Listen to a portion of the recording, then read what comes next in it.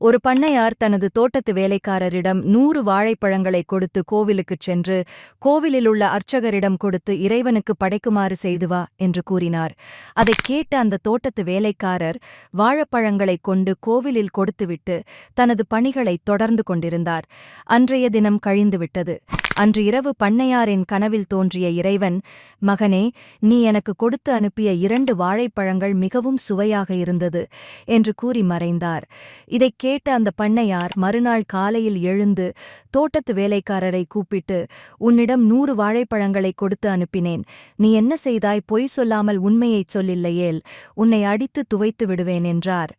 ஐயா, கோபப்பட வேண்டாம், உண்மையை நான் கூறிவிடுகிறேன். நான் வாழைப்பழங்களை கொண்டு செல்லும் வழியில் ஒரு ஏழை மனிதர் பசியால் துடிப்பதாகவும் உணவு உண்டு 3 நாட்கள் ஆகிறது என்று பரிதாபமாக கேட்டார். அதைக் கேட்ட நான் பரிதாபப்பட்டு அந்த ஏழைக்கு 2 வாழைப்பழங்களை மட்டுமே கொடுத்துவிட்டு மீதமுள்ள பழங்களை கோவிலுக்கு சென்று கொடுத்தேன். இதுதான் நடந்த உண்மை என்று கூறினார்.